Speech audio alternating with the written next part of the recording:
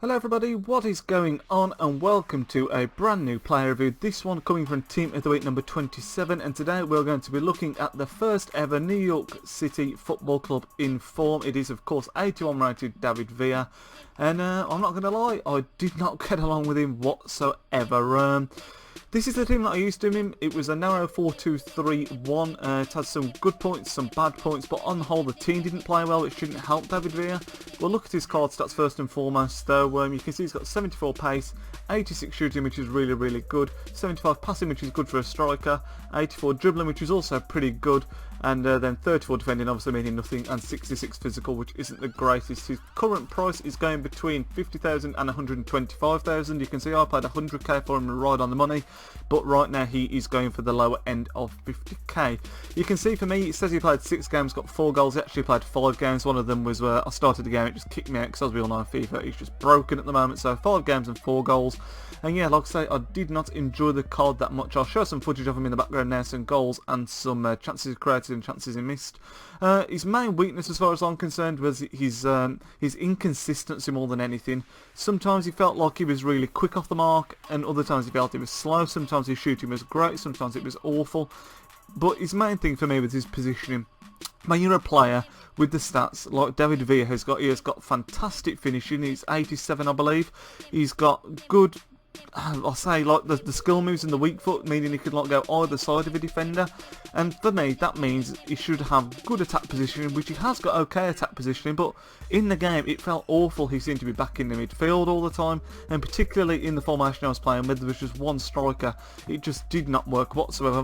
Maybe perform better with sort of wingers or with a 2 up front formation, not entirely sure, but if he was out of position, and then because of his lack of pace he wasn't quick enough to get back into position to take the chances, and it was frustrating because at times he showed what a brilliant card it could be, because he scored a couple of really nice goals where he took on a couple of defenders using skill moves, and then obviously like I say he's got 5-star weak foot so he can go either way, and it was just frustrating to me that he couldn't get in those positions more often. Like I say, his positioning with his main flaw, and then the fact that he was so inconsistent with his passing, with his dribbling when he was in front of goal, I didn't know whether the card was really good and I wasn't getting the most out of it, or if it was just an average card in an average team. But after using him for 5 games, like I said, I think I've decided that the card just isn't that great. The pace is one flaw in it.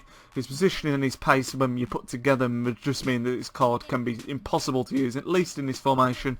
He's still got 4 goals in 5 games, and again, talking of his inconsistency, all those goals came in 2 separate games. In the 4 games, in one of them he scored 2, in the first one that was. In the third game I believe he scored 2 again, and then in the second game and the 4th game and the 5th game he was just absolutely anonymous, nowhere to be found, and for me that is why this card just is not worth the 50k, anywhere near the 50k in that matter as a matter of fact.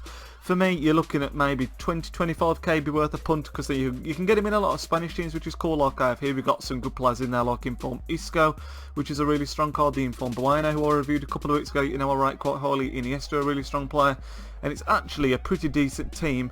But with this formation, what makes the team is the striker. It needs to have a good solid striker, and for me, David Villa just was not that. And I was really gutted about that, because he's a player that I like a lot in real life. Of course, a bit of a legend of the past, and I really wanted that card to be good, but for me, just did not cut it. But on the whole, I'm going to give that David Villa a 6 out of 10. I'm going to start giving players proper ratings at the end of the video so I can summarise my thoughts here. Giving him a 6 out of 10.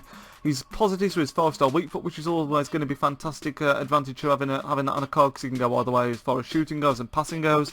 4-star skill moves is also a great strength to have, because you've got the McGeady spin, the roulette inside skill move. I'm not quite sure what the official name for that is, but that's really effective. His shooting was decent, and his link-up play was good, but then on the negative side, because he was going back to link up, he wasn't getting forward enough, which is his awful positioning, which was just like I say, I can't explain how bad his positioning was for me. He felt sluggish most of the time, he was easily pushed off the ball, and then his just card was so inconsistent. It's probably the most inconsistent card I've ever used, and like I say, because of all those factors, overall I'm going to be giving Inform David Villa a 6 out of 10. I would not recommend that you go out and try him unless his price drops dramatically. Like I say, it's probably in my eyes worth 20 to 30k tops, nowhere near the 100k that I paid for him. Like I say, he's already dropped down to around his lower end of the minimum buy, sorry, so he's around 50k right now, so yeah, I still wouldn't recommend it. Try moderate till he's come down a little bit further, but yeah, David Villa, not the card that I hoped it was going to be. Nevertheless, I hope you all enjoyed this video. It'd be fantastic if you could throw a thumbs up on it and subscribe to the channel if you've not already, and I will see you all in the next video, which is going to be the finale of the second season with Leicester City, so make sure you don't miss that one. I will speak to you all then. Nidge out. What's going on, everybody, and welcome to another Team of the Week review. We are now on to Team of the Week 27. Before we go any further, it'd be fantastic if you could first of all throw a like on the video. It'd be fantastic